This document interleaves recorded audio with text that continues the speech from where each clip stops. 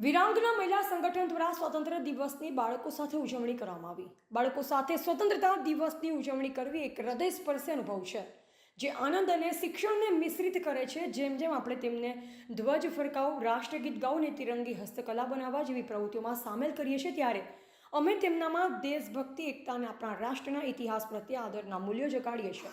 આપણા સ્વતંત્ર સેનાનીઓની વાર્તાઓ અને આ દિવસના મહત્વ દ્વારા અમે તેમને આજે જે સ્વતંત્રતાનો આનંદ માણી રહ્યા છે તેનું મહત્વ સમજાવવામાં મદદ કરીએ છીએ। આ ઉજવણીનો ભાગ બનવામાં તેમનો ઉત્સાહ અને ગર્વ જો એક સુંદર રિમાઇન્ડર છે કે આપણા દેશનું ભવિષ્ય તેમના હાથમાં છે અને તેમના યોગ્ય મૂલ્યો અને તેમના રાષ્ટ્ર પ્રત્યેનો પ્રેમ સાથે માર્ગદર્શન આપવું એ આપણું કર્તવ્ય છે।